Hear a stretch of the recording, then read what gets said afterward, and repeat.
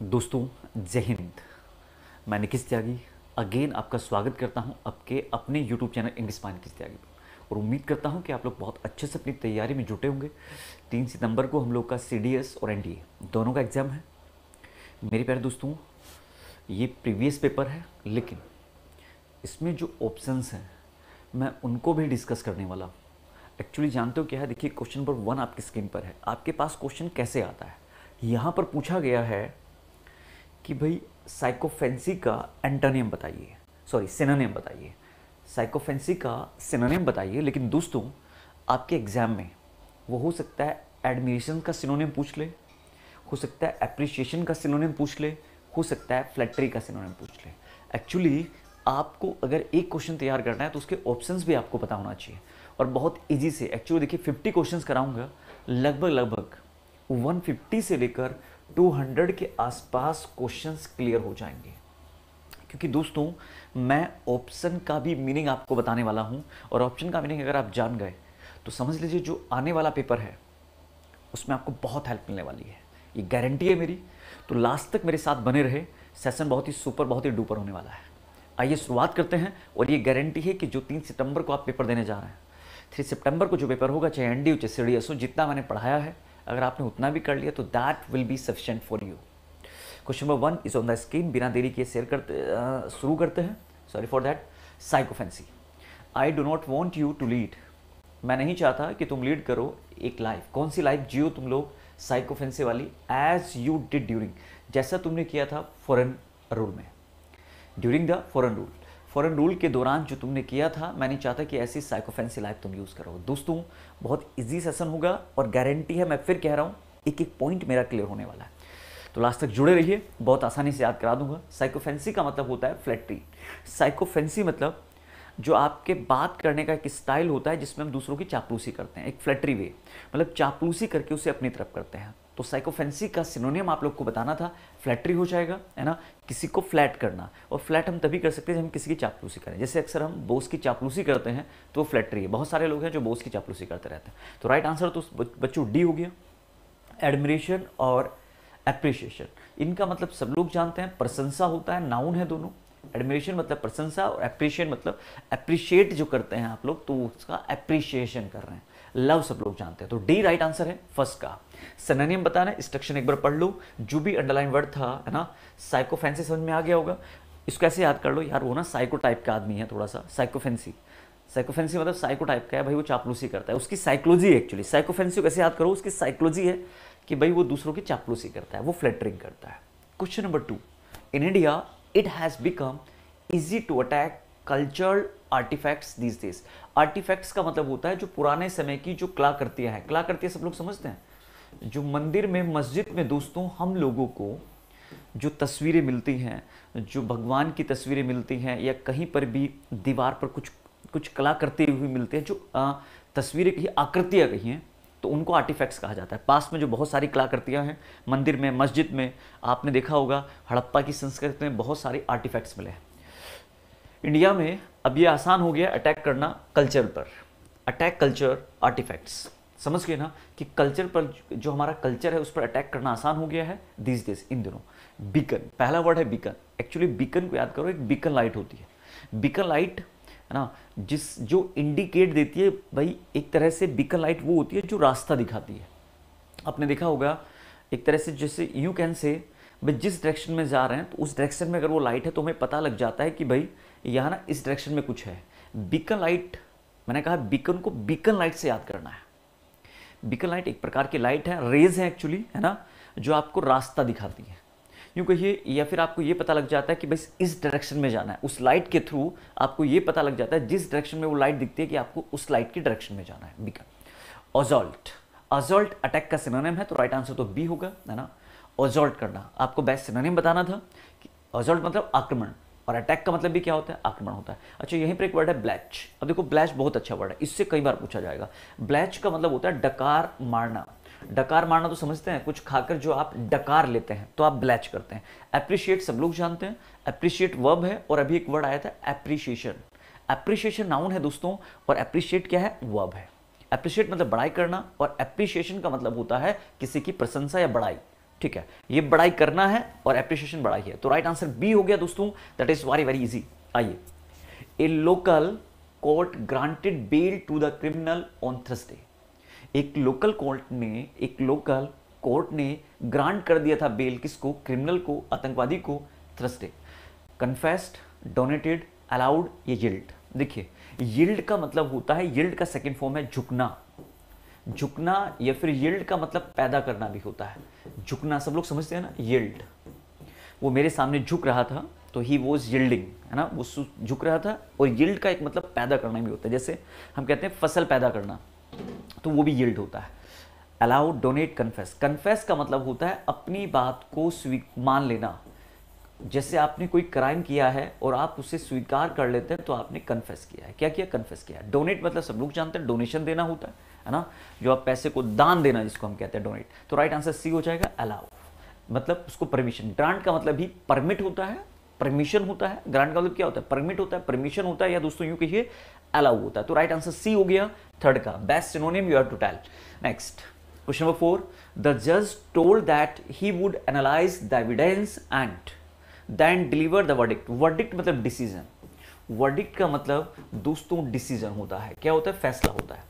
जज ने बताया था, जज ने कहा था कि वो क्या करेंगे? एनालाइज द एविडेंस, कि वो क्या करेंगे? एविडेंस को एनालाइज करेंगे, है ना, एंड देन तब डिलीवर द वर्डिक्ट, और तब वो फैसला सुनाएंगे। लिबरेट, सरेंडर, ट्रांसफर या प्रोनाउंस। दोस्तों देखो, बहुत अच्छा वर्ड है। लिबरेट मतलब मुक्त होता है। हमने कहा तुम्हें तुम्हारे विचारों से मुक्ति मिल गई है, तुम्हें तुम्हारे विचारों से लिबरेट कर दिया। किसी को आप फ्री कर देते हैं। अगर आपकी कैद में कोई पर्सन है तो आपने उसको लिबरेट कर दिया। लिबरल वर्ड एक्चुअली यहीं से बना हुआ है। नेक्स्ट वर्ड है यहाँ पर सरेंडर, सब लोग जानते हैं, आत्मसमर्पण करना। ट्रांसफर, मनी को ट्रांसफर करना, है ना, एक जगह से दूसरी जगह। और प्रोनाउंस इसका राइट आंसर हो जाएगा, क्योंकि डिलीवर का मतलब होता है क्या? अपने किसको? अपने वर्डिक्ट को देना। तो डिलीवर का जो बेस्ट आंसर है वो प्रोनाउंस है। क्या हो जाएगा? प्रोनाउंस। प्रोनाउंस का मतलब होता है अपनी स्पीच देना, या यूं कहिए फैसला देना। प्रोनाउंस मतलब भाषण देना, फैसला देना।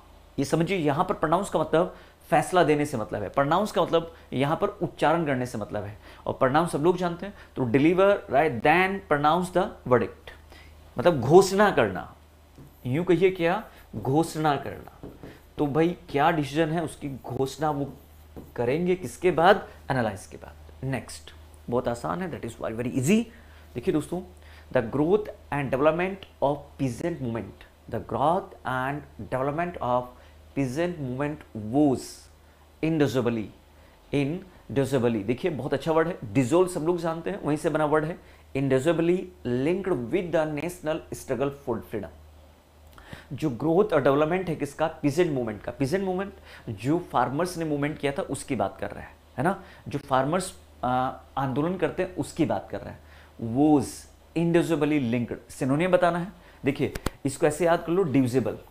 डिविजिबल तो सब लोग समझते हैं, और यहां पर इन लगाया, मतलब जिसको आप डिवाइड नहीं कर सकते, जिसको अलग अलग नहीं कर सकते, जिसको विभाजित नहीं किया जा सकता, जिसको डिवाइड नहीं कर सकता। तो इंडिविजुअल मतलब जिसको डिवाइड नहीं कर सकते, अविभाज्य जिसको हम कहते हैं। तो राइट आंसर हो जाएगा दोस्तों फर्मली। क्या हो जाएगा? Firmly. The growth and development of the peasant movement was firmly linked. Firmly मतलब दृढ़तापूर्वक, जिसको अलग नहीं कर सकते। फर्मली वो लिंक्ड है किसके साथ? National struggle for the freedom. किसके साथ? नेशनल स्ट्रगल के साथ। नेशनल स्ट्रगल के साथ, और किसके लिए? फ्रीडम के लिए। तो दोस्तों मतलब आज़ादी के लिए विद द नेशनल स्ट्रगल, जो मतलब जो नेशनल स्ट्रगल करते हैं वो किसके साथ लिंक किया गया है? नेशनल स्ट्रगल के साथ, है ना। और क्या? फ्रीडम, फ्रीडम पाने के लिए। तो वैग्युअली होता है, देखिए वैग्युअली, अस्पष्ट रूप से। क्या हो जाएगा? अस्पष्ट रूप से, जब कोई चीज क्लियर ना हो, अनक्लियरली जिसको हम कहते हैं, अस्पष्ट रूप से। तो ये तो राइट आंसर नहीं होगा।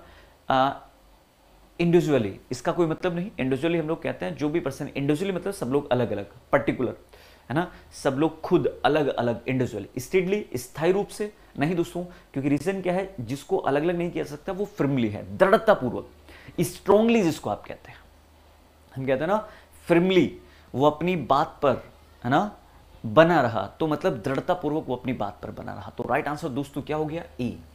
Next, weather conditions have been improving over the past few days. जो वेदर कंडीशन है वो क्या हो रही है? हैव बीन, वो हो रही है इंप्रूव।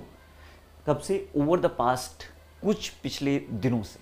तो दोस्तों देखिए यहाँ पर हैव बीन है, तो राइट आंसर क्या होना चाहिए? देखिए एकदम राइट आंसर है बिकमिंग बेटर, वो अच्छी हो रही है, बिकमिंग बेटर। एडवांस का तो कोई मतलब नहीं, एडवांस मतलब समथिंग इन प्रोग्रेस। जब हम पहले से प्रोग्रेस में होते तो हम एडवांस हैं।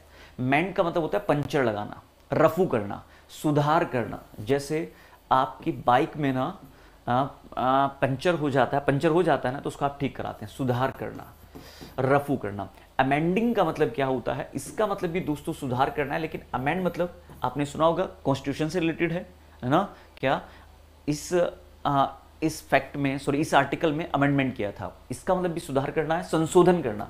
सुधार करना, गलती को ठीक करना, अगर कोई गलती हो रही है ना, जैसे आप कॉन्स्टिट्यूशन में अमेंड करते हैं भाई, किसी बिल की जगह कोई बिल आप लेकर आते हैं, उसको रिप्लेस करते हैं। जैसे बहुत सारे अभी देखा होगा आपके अमित शाह गृह जो मंत्री हैं, उन्होंने बहुत सारे जो क्या हैं आर्टिकल्स हैं, बहुत सारे तो मैं नहीं कहूँगा, 3-4 आर्टिकल के आसपास हैं जिन्होंने उसमें अमेंड किया है। तो अमेंड मतलब सुधार करना, और मेंड मतलब भी सुधार करना, लेकिन वो रफू करने वाली फॉर्म है, पेंचर वाली फॉर्म है। और अमेंड मतलब गलती में सुधार करना, मतलब उनमें संशोधन करना, पहले से जो चीज़ है उसको और बेटर करना, अमेंड। लेकिन बिकमिंग बेटर एक्चुअली हम लोग बात कर रहे हैं किसकी? वेदर की, मतलब वो हो रही है, हैव बीन बिकमिंग बेटर, वो अच्छी और हुई है कल से, मतलब पिछले दिनों से becoming better. Next 7, interlocutors, the confusion on the interlocutors face was gratifying. Gratified root समझते हैं ना, जब हम किसी का कृतज्ञ होते हैं, हम किसी का ना एक तरह से हम किसी के ना किसी के लिए अपना जो दया भाव दिखाते हैं, ग्रेटिफाई हम कहते हैं ना, कृपा हम जैसे कोई हम पर कृपा करता है तो उसके लिए हम उसको कृतज्ञ होते हैं, उसके आभारी होते हैं, ग्रेटिफाई।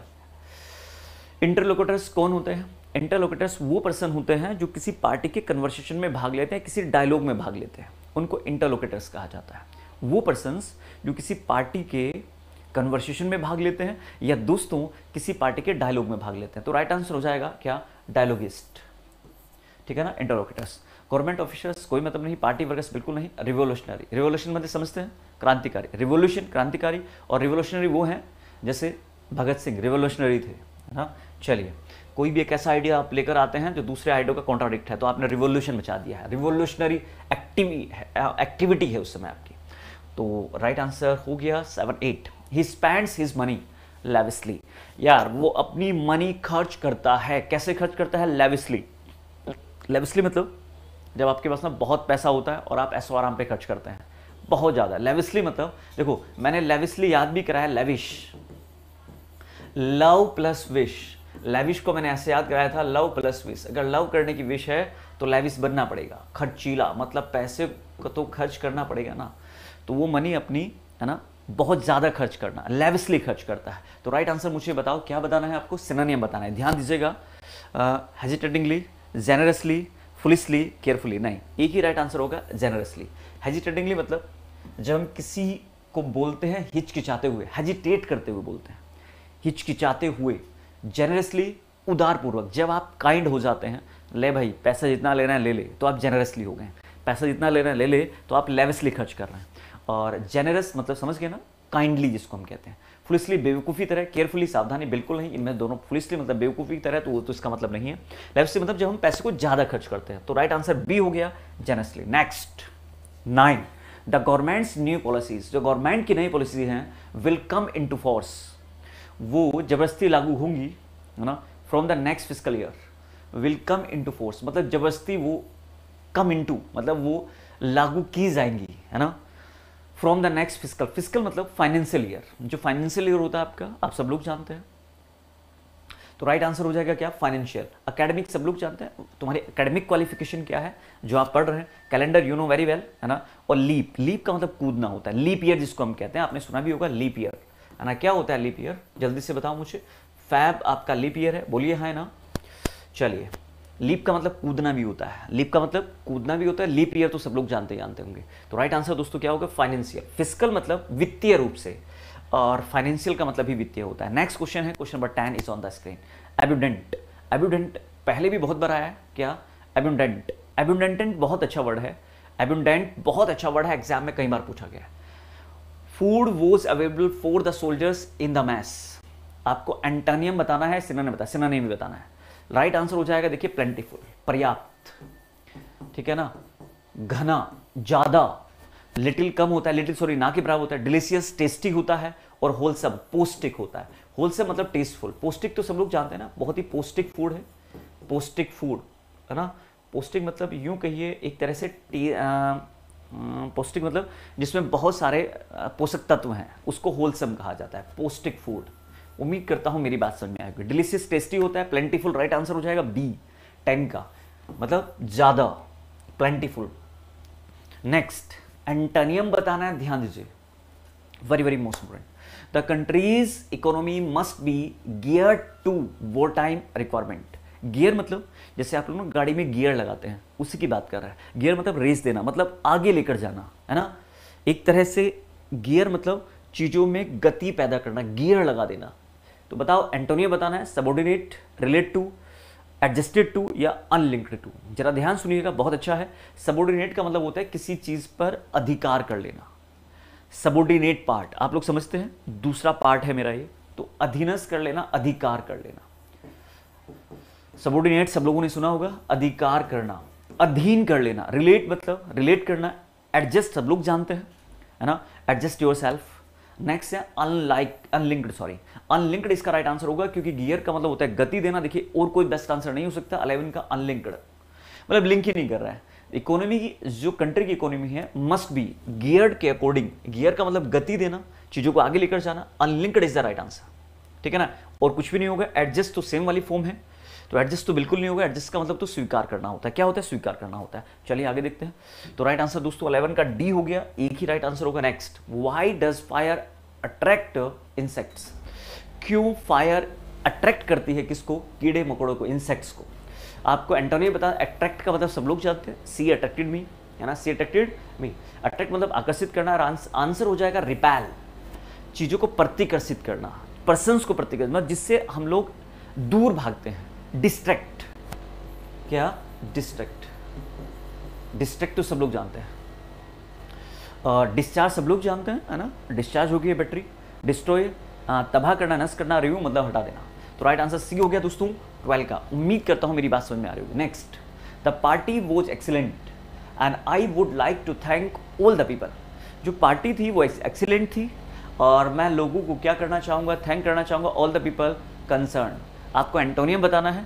कंसर्न मतलब जो लोग पार्टी में आए थे, जो पार्टी से रिलेटेड लोग थे। कंसर्न, केयर्ड, अटेंटिव, डिपेंडेबल या अनइन्वॉल्व। देखो एंटोनियम बताना था, मतलब जो लोग पार्टी में इन्वॉल्व नहीं हुए थे। तो यहाँ कंसर्न का मतलब ही दोस्तों इन्वॉल्व्ड है। क्या है? इन्वॉल्व्ड। भाई जो पार्टी में इन्वॉल्व हुए थे, मैं उनको थैंक्स करना चाहूँगा। तो राइट आंसर एकदम क्रिस्टल क्लियर पड़ा हुआ है आपके सामने। क्या दोस्तों? इन अनइन्वॉल्व, जो पार्टी में आए ही नहीं थे। डिपेंडेबल, जो डिपेंड होते हैं, हम कहते हैं आप डिपेंडेबल हो अपने पेरेंट्स पर। अटेंटिव, सतर्क होते हैं। अटेंटिव क्या होते हैं? सतर्क होते हैं। क्या होते हैं? सतर्क। और केयर सब लोग जानते हैं, चिंता करना, केयर्ड। चलिए 13 का राइट आंसर डी होगा दोस्तों। Next, he is very serious, he is very serious by temperament. Temperament का मतलब होता है स्वभाव, नेचर। हम कहते हैं उसका स्वभाव ऐसा है, उसका नेचर ही कुछ ऐसा है उस पर्सन का। तो सीरियस का राइट आंसर बताना था आपको। क्या हो जाएगा? जल्दी बताओ मुझे। देखिए सीरियस मतलब जब आप चीज़ों को लेकर सीरियस होते हैं, मतलब चीज़ों की जब आपके पास इंपॉर्टेंस होती है। राइट हो जाएगा ट्रिवियल, मतलब जब चीज़ों को लेकर आप अनइम्पोर्टेंस दिखाते हैं, जब चीज़ों को लेकर आप सीरियस नहीं होते, है ना, जो चीज़ें आपके लिए अनइम्पोर्टेंट होती है, तो तब आप उस समय ट्रिवियल हैं। क्या है? ट्रिवियल, अनइम्पोर्टेंट चीज़ें, और अनइम्पोर्टेंट चीज़ों की आप परवाह नहीं करते। देखो ग्रेव गंभीर होता है, कहने के सीरियस का सिनोनिम है। हम कहते हैं he is a grave person. Sober, sober, simple and sober, you know very well. And stupid, बेवकूफ होता है। तो ये तो राइट आंसर नहीं होगा। सीरियस का राइट आंसर हो जाएगा ट्रिवियल, मतलब जब आप सीरियस ही नहीं है ना, नॉट सीरियस, तो आप ट्रिवियल हैं।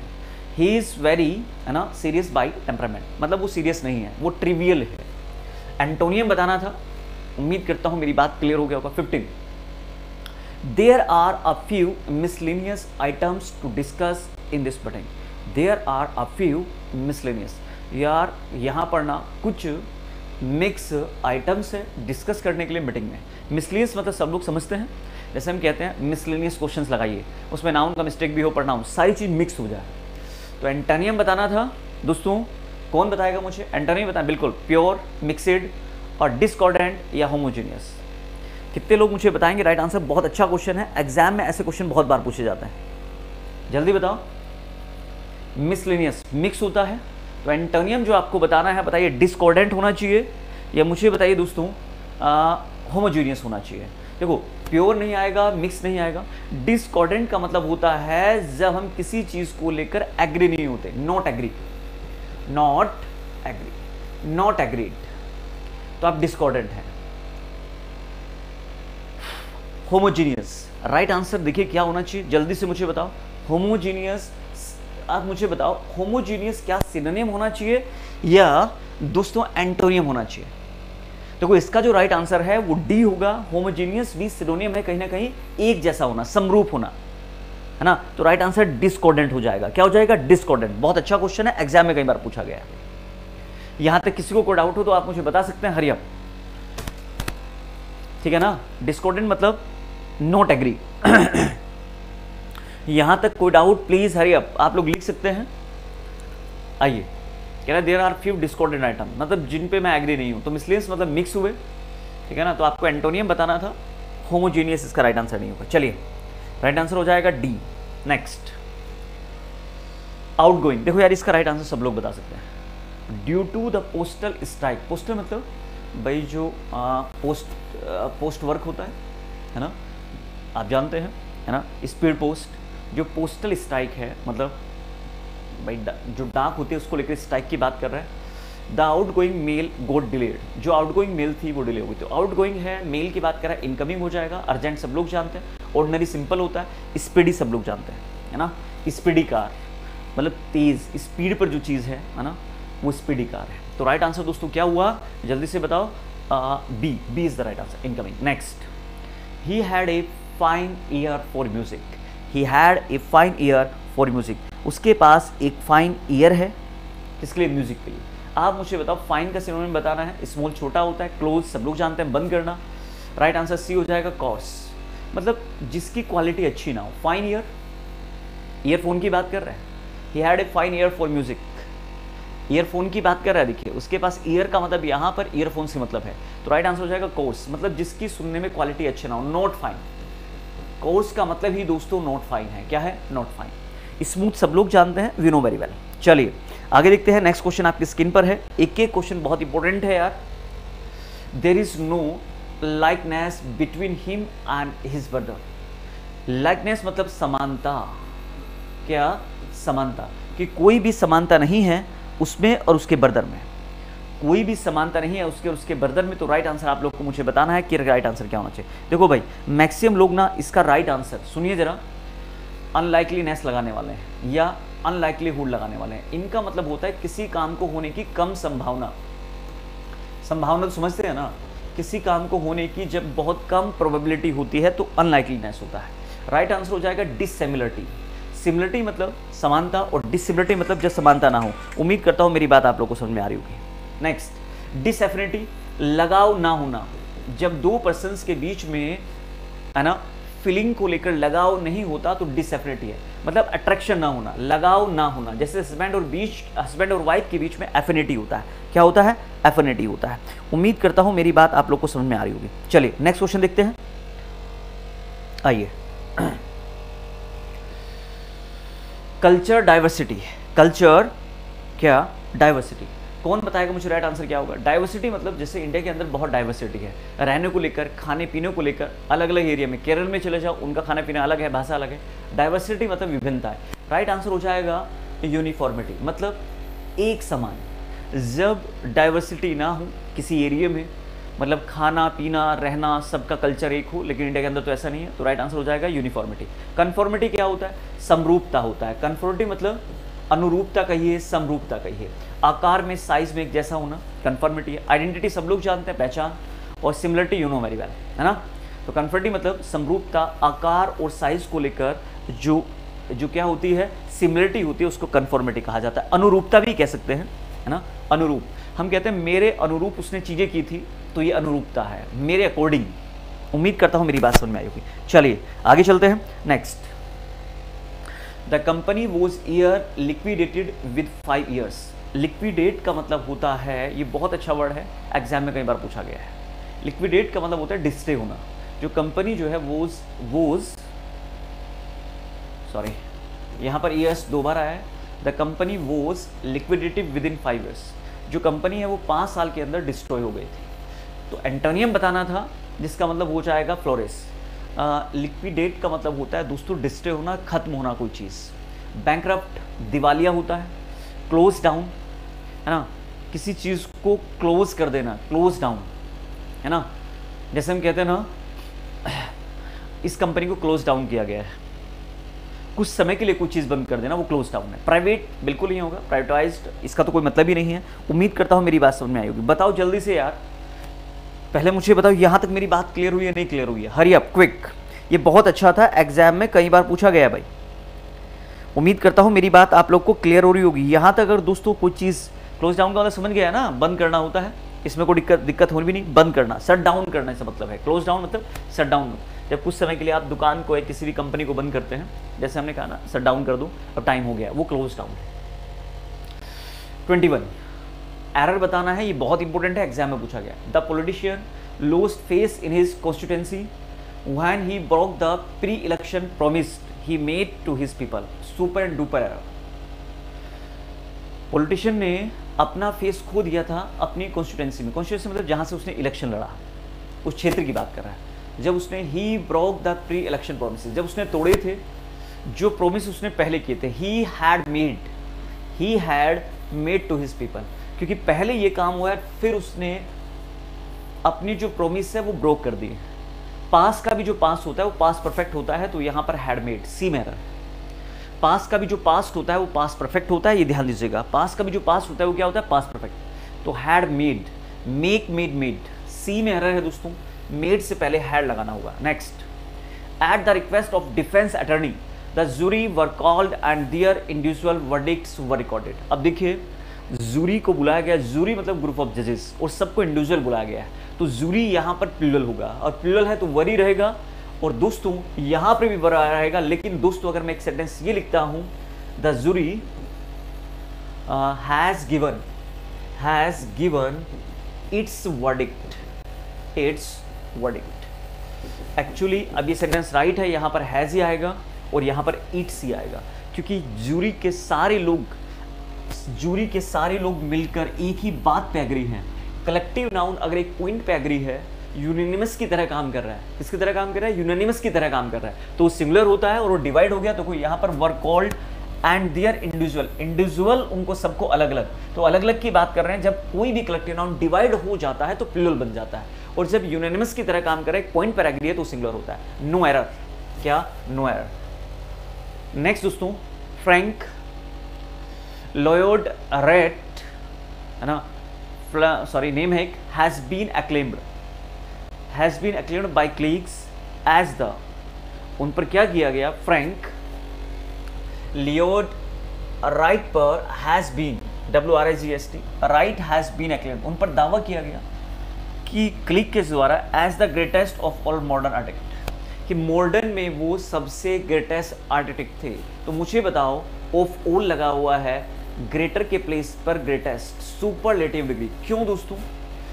ऑल, जब भी दो से ज्यादा की बात करते हैं तो हम सुपरलेटिव डिग्री का यूज करते हैं। Has been acclaimed by colleagues as the greatest, कि वो सब में ज्यादा बड़े हैं एक मॉडर्न आर्किटेक्ट। जितने भी मॉडर्न में आर्किटेक्ट हैं, आधुनिक युग में जो आर्किटेक्ट हैं, उनमें सबसे ग्रेटेस्ट हैं।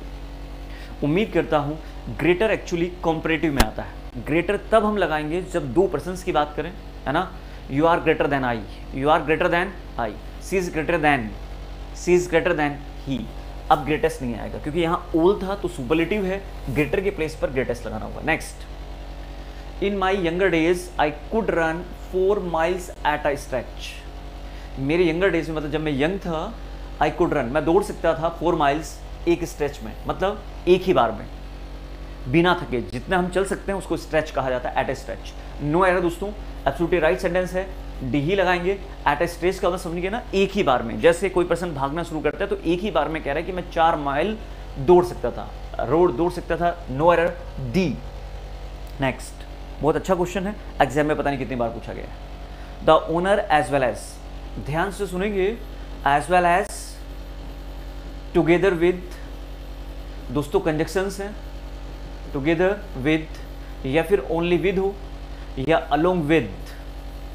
ये जितनी भी कंजक्शंस मैंने लिखी हैं, इन एडिशन टू, एक वर्ड है मेरे पास इन एडिशन टू।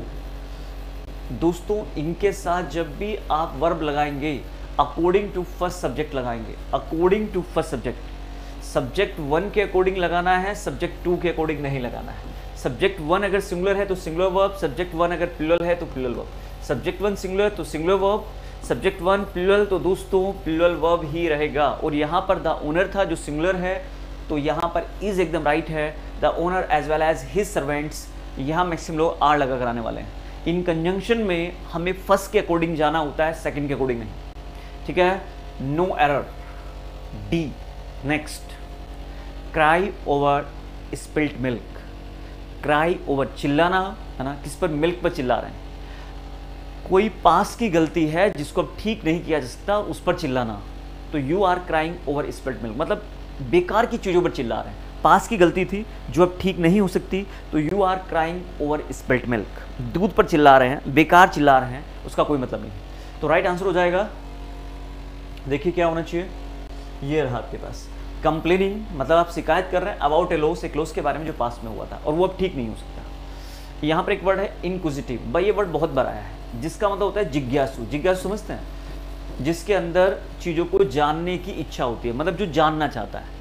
जैसे हम कहते हैं ना, हमने किसी को कोई कुछ पढ़ा रहे हैं तो वो जानना चाहता है, वो और जानना चाहता है उसके बारे में, तो आप उस समय इनक्विजिटिव है। एडजेक्टिव है जिज्ञासु, जानने के लिए इच्छा होना। When something is done badly to save money, बिल्कुल नहीं।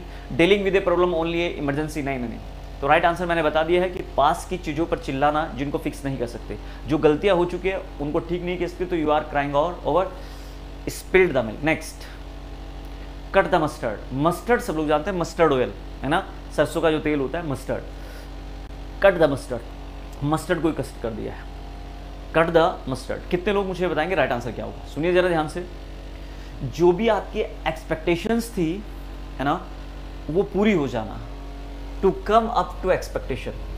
जो भी आपने एक्सपेक्ट की थी वो चीज़ें आपको मिल गई है, तो you are cutting the mustard, sorry you are cutting the mustard. ध्यान सुनिए, जो आपने एक्सपेक्ट की थी वो एक्सपेक्टेशन आपकी पूरी होगी, तो you are come up, you are coming up to the expectations, है ना। कट कर लिया आपने सरसों के तेल को, सरसों के तेल को आपने कट कर दिया, मस्टर्ड को आपने है ना कट कर लिया, मतलब यूँ समझिए सरसों को आपने, सरसों का जो खेत होता है उसको आपने कट कर लिया है, तो जो भी आपकी एक्सपेक्टेशन थी वो आपको मिल गई है, to come up to expectations. Right answer C हो जाएगा। Prepare species out of mustard seeds, कोई मतलब ही नहीं है। सीड्स का सब लोग जानते हैं, जो बीज होते हैं। मेक ए एब्जर्ड एक्सपेक्टेशंस नहीं। वेरी इंथुजिस्टिक नहीं। वेरी इंथुजिस्टिक का मतलब होता है जब आप बहुत ज़्यादा खुश होते हैं, बहुत ज़्यादा इंथुजिस्टिक पर्सन होते हैं। Next, devil's advocate. Idiom and phrase है डेविल्स एडवोकेट। ध्यान सुनिए, बहुत अच्छा क्वेश्चन है। डेविल मतलब राक्षस, और आप राक्षसों के क्या है? एडवोकेट है। डेविल मतलब राक्षस होता है, बुराई होती है, बुराई के आप एडवोकेट बन गए। तो समझिए, to present a counter argument. जैसे कोई पर्सन आपकी बात को सुनता है और सुनने के लिए चाहे आपकी बात सही भी हो, तब भी वो आपको काउंटर करने के लिए बैठा है, तो उस समय यू आर है ना, you are doing devil's advocate. किसी का जो भी आर्ग्यूमेंट है, तो उस आर्ग्यूमेंट को आप अपोजिट प्रूव करने पे, उसका काउंटर करने पर तुले हुए, उसका काउंटर आपको करना ही करना है। तो क्योंकि आप क्या कर रहे हो? Devil's advocate. भाई बुराई हो ना आपके अंदर, तो अगर किसी ने कोई सही बात भी बोली तब भी आप उसका क्या करते हैं? कॉन्ट्राडिक्ट करते हैं, काउंटर करते हैं। राइट आंसर बी हो जाएगा। ए डेंजरस पर्सन का कोई मतलब नहीं है। Very argumentative person, never. हम कहते हैं बहुत ज़्यादा आर्ग्यूमेंटेटिव पर्सन है, नहीं भाई। क्रिएटिंग एन अनप्लेजेंट सिचुएशन, बिल्कुल नहीं। एक बुरी सिचुएशन क्रिएट करना, ये राइट आंसर नहीं हो सकता। 29 अच्छा क्वेश्चन है, एग्जाम में पूछा गया। Don't count your chickens before the eggs have hatched. कह रहा है कि चिकन को काउंट मत करो जब तक जो एग्स है वो हैच ना हो जाए। एग समझते हैं ना, हैच मतलब जैसे मुर्गी अंडों को सेती है, तो जब तक अंडे ना दिए जाएं, अंडे से ना हो जाए, मतलब अंडे से बाहर जो चूजा निकलता है वो हैच होता है। क्या होता है? हैच। ये सब लोग जानते हैं हम लोग। तो राइट आंसर मुझे बताओ जल्दी से, क्या होना चाहिए? क्विक। ये सुपर एंड डुपर है, एग्जाम में पता नहीं कितनी बार पूछा गया है।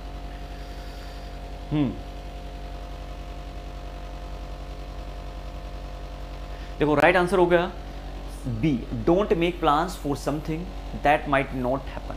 मतलब ऐसे प्लान मत बनाइए जो ट्रू नहीं हो सकते। तो इसलिए कहते हैं कि चिकन को मत काउंट करो जब तक अंडे, चिकन को मत देखिए जब तक अंडे हैच ना हो जाए, अंडे ही जो है वो सही ना हो जाए, अंडों से चूजा बाहर ना निकल जाए। बहुत अच्छा क्वेश्चन है, एग्जाम में कई बार पूछा गया यार, सुपर एंड डुपर कहूंगा इसको मैं। हाँ दोस्तों बताइए मेरी बात क्लियर हुई है नहीं क्लियर हुई है?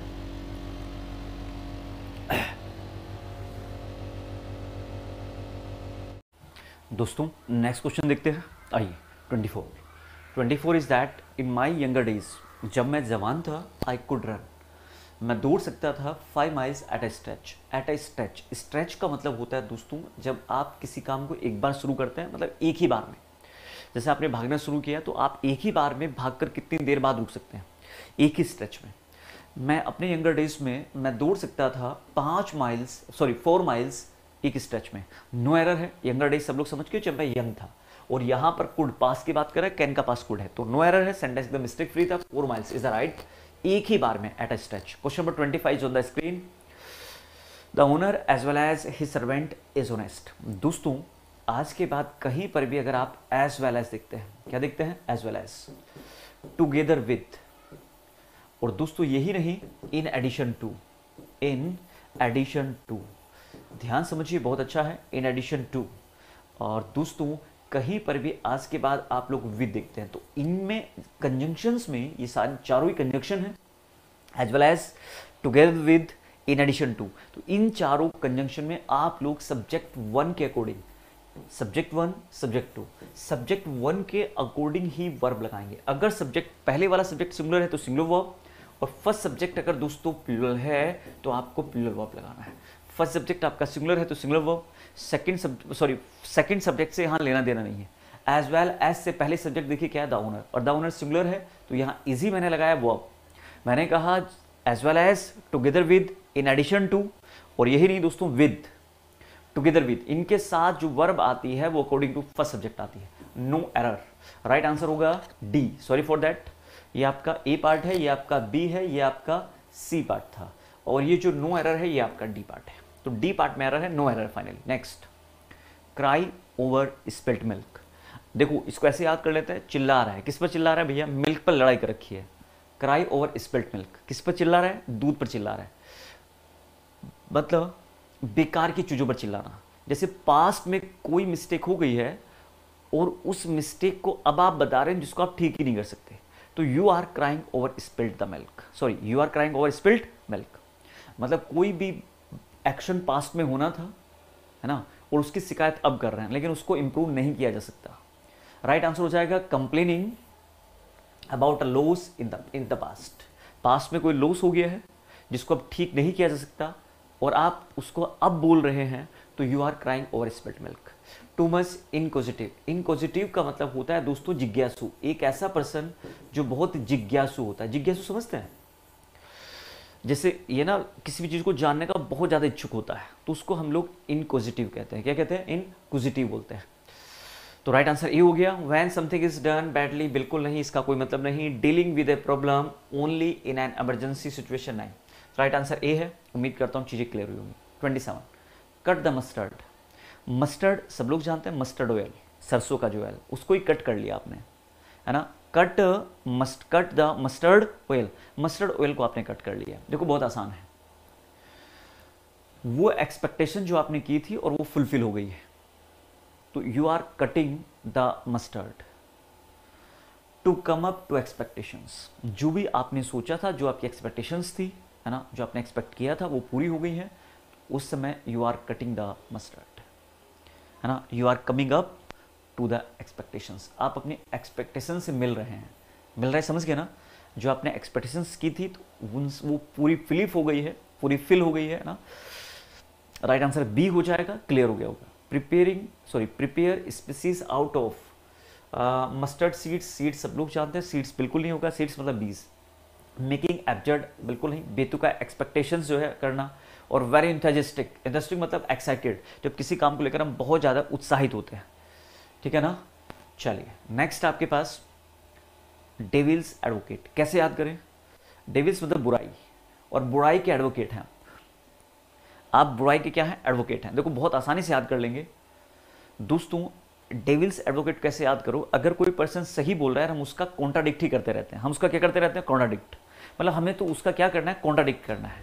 तो उस समय आप बुराई को, एक पर्सन सही बोल रहा था लेकिन आप उसको क्या कर रहे हैं, कॉन्ट्राडिक्ट कर रहे हैं, आप उसका काउंटर कर रहे हैं, to present a counter argument. मतलब आप रेडी हैं, तो you are doing devil's advocate, मतलब you are presenting a counter argument. Argument सब लोग जानते हैं भाई, किसी ने कुछ कहा उसके वापस आप आर्ग्यूमेंट कर रहे हैं। उम्मीद करता हूँ मेरी बात क्लियर हुई होगी। चलिए नेक्स्ट देखता हूँ। ए डेंजरस पर्सन्स, यहाँ पर कोई मतलब नहीं है, ये बिल्कुल एकदम आउट ऑफ कॉन्टेक्स्ट है, ये बिल्कुल नहीं लगाएंगे हम लोग। नेक्स्ट क्या है आपके पास, जरा देखिए, वेरी आर्ग्यूमेंटेटिव पर्सन, बहुत ज़्यादा आर्ग्यूमेंटेटिव जो पर्सन होता है, बिल्कुल नहीं। क्रिएटिंग एन अनप्लीजेंट सिचुएशन, एक ऐसी सिचुएशन क्रिएट करना जो अनप्लीजेंट है। Unpleasant you know very well, मतलब एक बुरी सिचुएशन। नहीं, ये राइट आंसर नहीं होगा। 29, don't count your chickens before the eggs have hatched. Hatch मतलब अंडों को जो सेना, जो मुर्गी अंडों को सेती है उसी की बात कर रहे हैं। कह रहा है कि काउंट मत करिए, क्या काउंट मत करिए, अपने चिकन्स को काउंट मत करिए, किससे पहले, before the eggs have hatched, जब तक अंडे ना से जाएं। तो देखो राइट आंसर क्या होगा, डोंट मेक प्लान्स, मतलब कोई भी प्लान मत बनाइए किसी चीज़ के लिए जब तक, माइट नॉट हैपन, जो ऐसा कोई प्लान मत बनाइए जो ट्रू ना हो सके। भाई चिकन को मत काउंट करिए जब तक अंडों से चूजे बाहर ना आ जाए, इसको ऐसे याद कर लीजिए, जब तक अंडों से चूजे बाहर ना आ जाए तो तब तक उसको काउंट मत करिए। तो राइट आंसर बी हो जाएगा, don't make plans for something, है ना, जो ट्रू नहीं हो सकता। Next, give the benefit of doubt, बहुत अच्छा इडियम है, डाउट को बेनिफिट देना।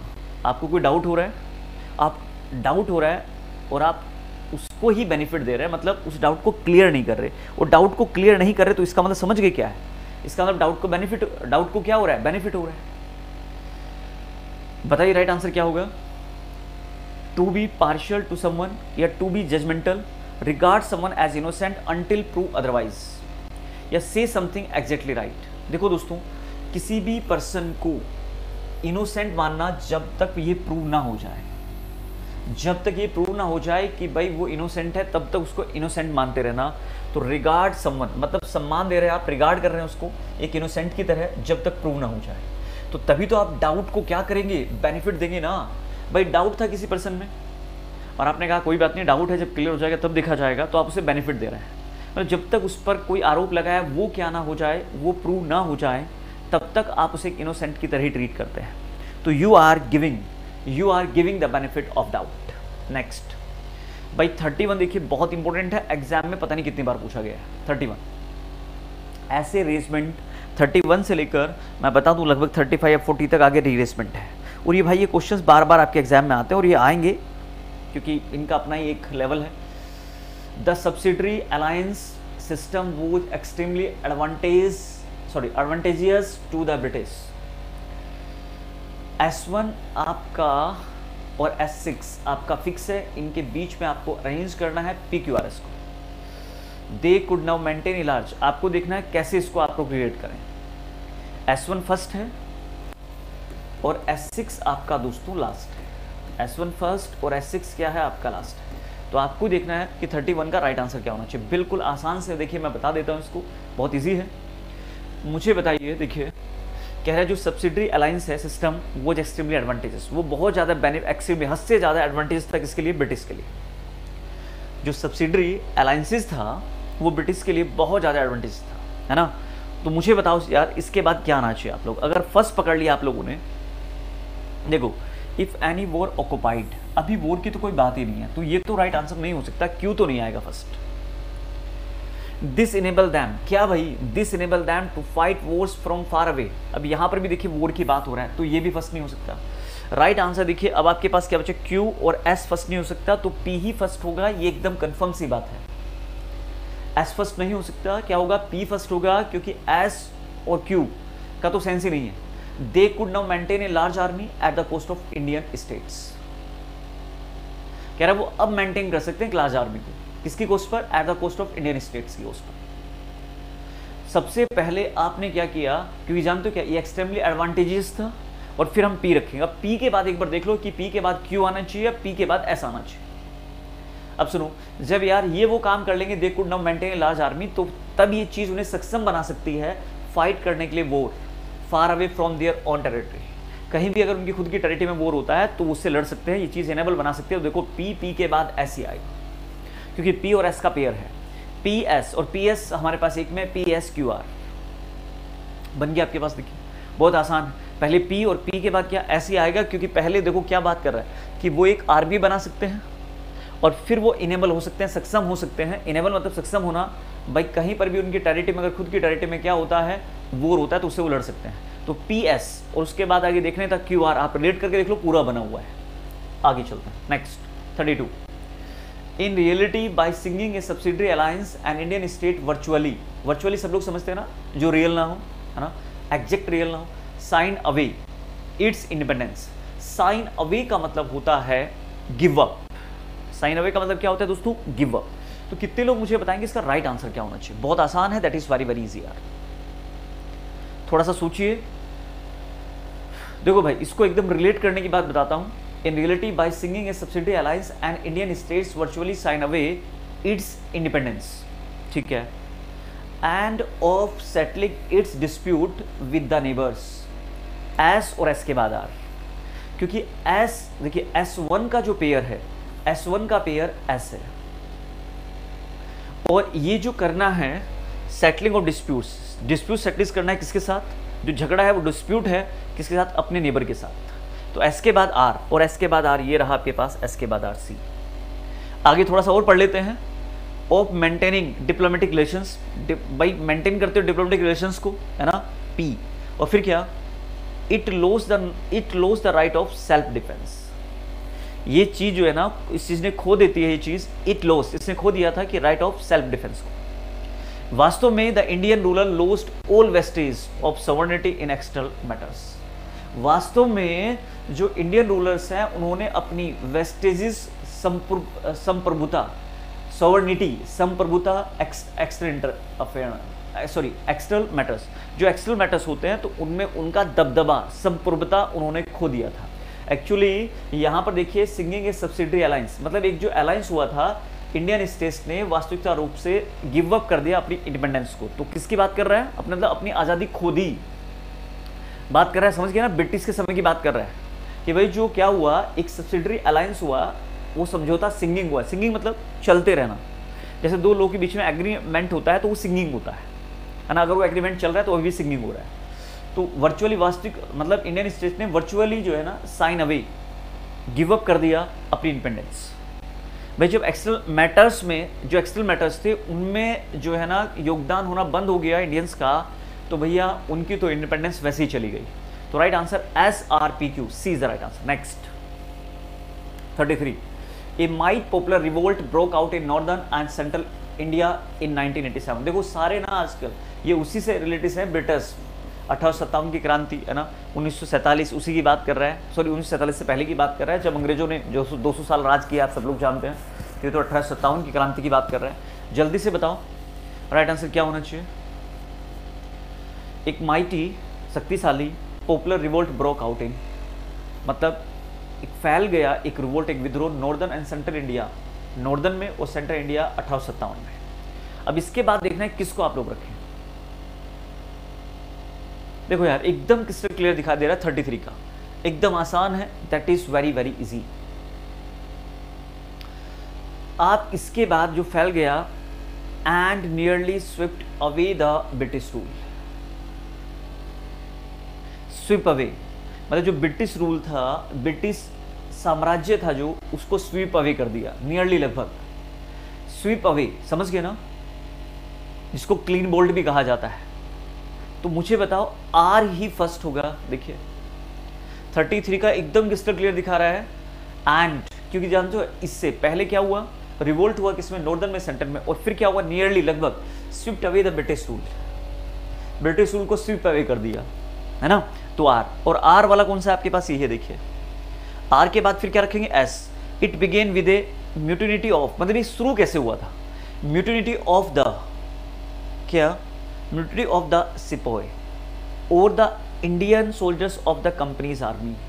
भाई सिपोई वो पर्सन होते हैं जो एक सोल्जर है ब्रिटिश की आर्मी में थे सोल्जर्स, या फिर मतलब किसी भी दूसरी कंट्री में, जैसे इंडिया के जो लोग हैं, है ना, वो ब्रिटिश की जो आर्मी थी उनमें जॉब करते थे। वो लोग जो इंडिया के सोल्जर थे, मतलब इंडिया के रहने वाले थे, और जो ब्रिटिश कंपनी में जॉब करते थे, यूँ कहिए ब्रिटिश के साथ ब्रिटिशर्स ही बन गए थे भाई, उनके सिपाही बन गए, तो उनको सिपाही बोला गया है। तो मुझे एक बात बताओ, आर, और आर के बाद एस ही आएगा, ध्यान से देखो, इट बिगेन ए म्यूटिनिटी। म्यूटिनिटी समझ गए ना, म्यूट तो सब लोग जानते हैं, म्यूटिनिटी ऑफ द, मतलब ये म्यूटिनिटी खो दी थी उन्होंने, म्यूटिनिटी ऑफ द सिपाही और द इंडियन सोल्जर्स, समझ गए ना। म्यूटिनिटी का मतलब है यहाँ पर भड़कने से मतलब है ना, जो उनका शांतपन था वो म्यूटिनिटी हो गई थी। चलिए, चुप्पी तोड़ने से मतलब है, मतलब विद्रोह से मतलब है म्यूटिनिटी का मतलब यहाँ पर, म्यूटिनी सॉरी फॉर दैट, तो आर एस। नेक्स्ट आपके सामने है, इंपॉर्टेंट है एग्जाम के पॉइंट ऑफ व्यू से, कौन बताएगा मुझे क्या राइट आंसर होना चाहिए। 34, the Indian civil services gradually developed into one of the most efficient and powerful civil service in the world. Okay, S1 और फिर कहूंगा मैं S6 फिक्स है। जो Indian civil service gradually developed, वो धीरे धीरे डेवलप हुई थी into one of the most efficient and powerful civil service in the world. Okay, civil services की बात कर रहा है, आपको देखना पहले कौन सा उठाएं। पहले एकदम उठाते ही 34 का वैसे ही बन जाएगा, एकदम क्रिस्टल क्लियर पड़ा हुआ है। सिविल सर्विस की बात कर रहा है, उसी को लीड करिए। किसकी बात कर रहा है? सिविल सर्विस, तो उसी को लीड करिए। देखो भाई, एक बार बताओ, इट्स मेंबर्स एक्सरसाइज्ड वोस्ट पावर, क्यों? किसकी? सिविल सर्विसेज की बात कर रहा है, तो एस, और एस वाला ऑप्शन देखिए इसमें ही है, ये बन गया डी, क्योंकि इट्स किसके लिए है? सिविल सर्विसेज के लिए है। जो इंडियन सिविल सर्विस है ना, वो सबसे ज़्यादा एफिशिएंट और पावरफुल सर्विस है वर्ल्ड में, और इसके जो मेंबर्स है उनके पास बहुत ज़्यादा पावर होती है, वोस्ट पावर होती है, वो ये बोल रहा है एस। और एस के बाद देखिए, and often participate in the making of, और हमेशा पॉलिसी को बनाने में वो पार्टिसिपेट करते हैं। S P, they developed certain traditions of, उन्होंने डेवलप किया है एक सर्टेन ट्रेडिशंस ऑफ, किसका? इंडिपेंडेंस का, इंटीग्रिटी का और हार्डवर्क का। अब अगर आप देख रहे हैं तो ध्यान से देखिए, आर के बाद क्यू का ही पेयर है, आर के बाद किसका पेयर है? क्यू का। चलिए, डी राइट आंसर है दोस्तों। देखो कितने इजी वे में मैं चीज़ों को समझा रहा हूँ, ये बहुत इजी है, that is very very C. The ruin of Indian handicraft, जो बर्बादी है, जो हैंडीक्राफ्ट समझते हैं ना, हाथ से जो काम होते हैं, was reflected in the ruin of the towns and cities which were famous for their manufactures। भाई जो सिटीज़ फेमस थी, है ना, मैन्युफैक्चर्स के लिए, जो टाउन स्ट्रक्चर थे बर्बाद कर दिया उसमें। द रूइन ऑफ इंडियन मतलब जो बर्बादी हुई है हैंडीक्राफ्ट्स की, रिफ्लेक्ट किया उसने रूइन ऑफ टाउन्स की बर्बादी को। भाई टाउन में जो बर्बादी हुई है, भाई वहाँ जो हैंडीक्राफ्ट का काम खत्म हुआ तो टाउन में बर्बादी हुई, विलेजेस में बर्बादी हुई। इसके बाद आपको देखना है कि राइट आंसर क्या होगा।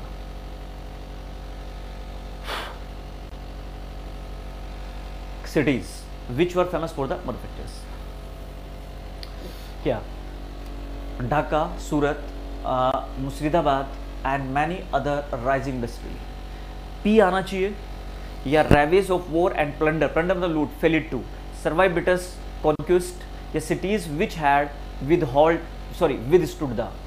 आपको ही बताना है कि 35 का राइट आंसर क्या होना चाहिए। बहुत एकदम क्रिस्टल क्लियर पड़ा हुआ है 35 का, अगर थोड़ा सा भी आपने रेड किया तो।